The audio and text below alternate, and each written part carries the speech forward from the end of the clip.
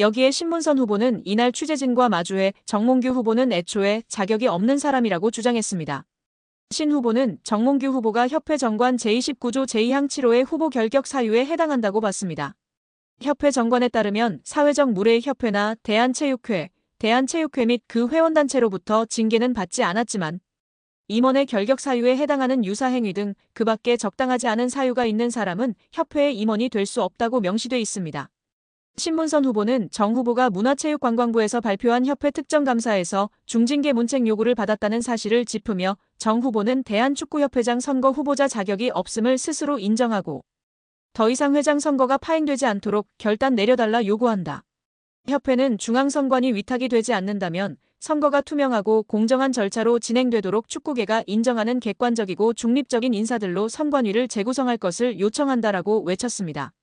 한편 취재진 사이에선 김택규 대한배드민턴협회장도 사회적 무리로 인해 후보 결격자 판정을 받았다. 정몽규 회장에게도 같은 판정이 나와야 한다고 보는지라는 질문이 나왔습니다. 이에 신문선 후보는 국민들을 대상으로 누가 더 사회적 무리를 빚었나라는 여론조사를 해보자. 여론조사를 한다면 아마 정몽규 후보가 23배 정도 높을 것이다라고 꼬집었습니다. 또 신문선 후보는 만약 정몽규 회장이 당선된다면 문체부가 승인할까라고 되물으며 결국 검찰 수사 과정까지도 치닫지 않겠느냐라는 생각이다.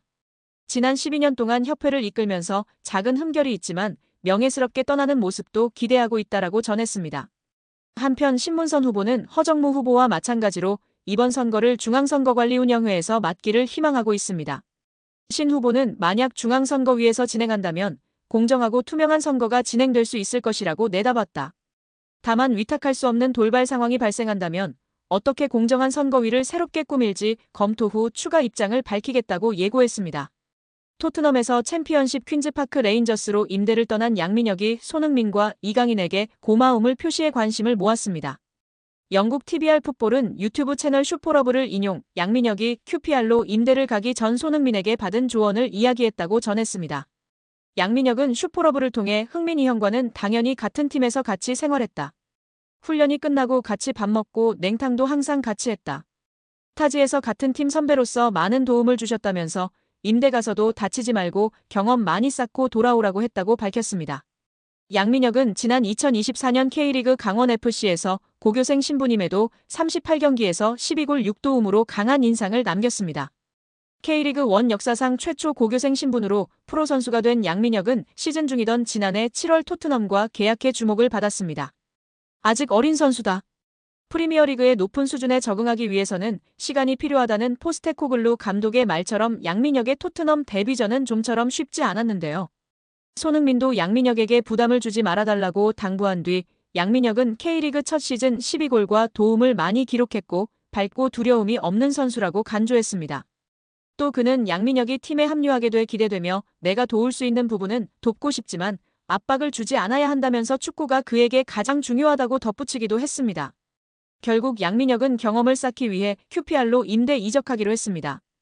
요한 랑게 토트넘 테크니컬 디렉터는 제게 있어 임대 시장은 선수들의 성장에 있어 매우 중요한 단계라면서 프리미어리그 데뷔를 한 선수들의 80% 이상이 임대를 경험했다고 밝혔습니다. 양민혁은 이강인의 이름도 언급했는데요.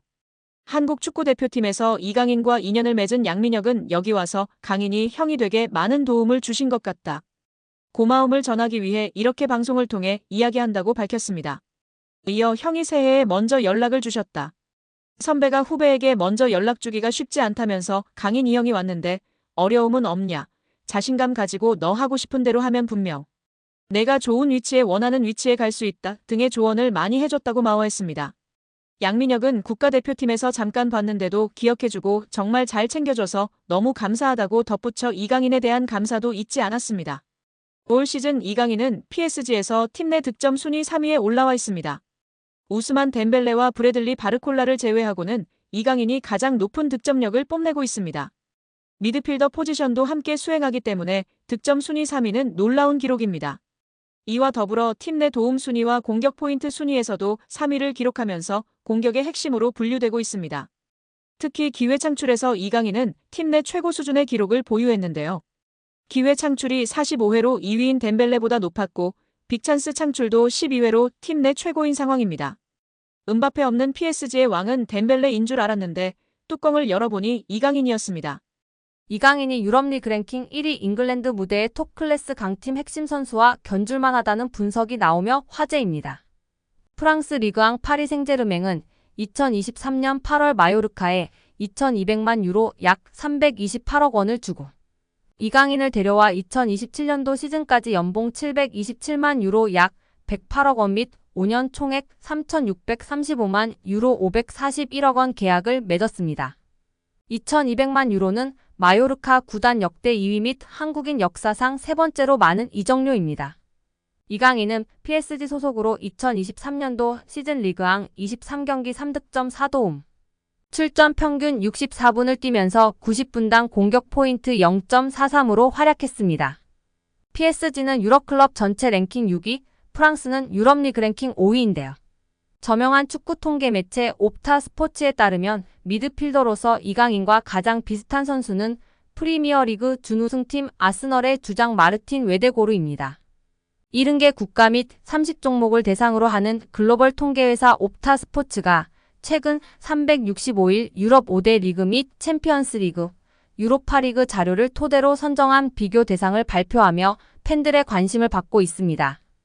아스널은 2023년도 잉글랜드 프리미어리그 준우승을 차지했는데요.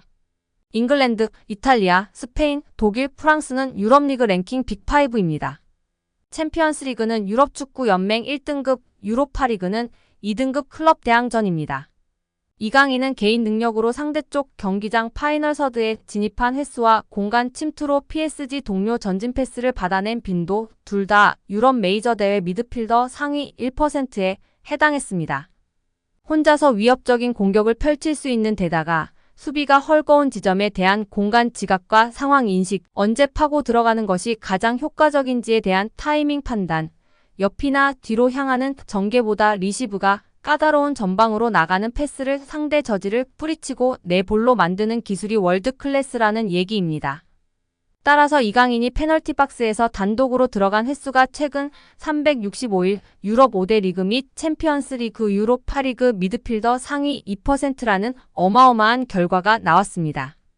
파이널 서드 태클 합계 또한 상위 2% 안에 든다는 데이터는 상대 진영부터 적극적으로 수비하려는 마음가짐 부족이 이강인 단점이라는 지적은 이제 현실과 맞지 않다는 것을 알게 해줍니다.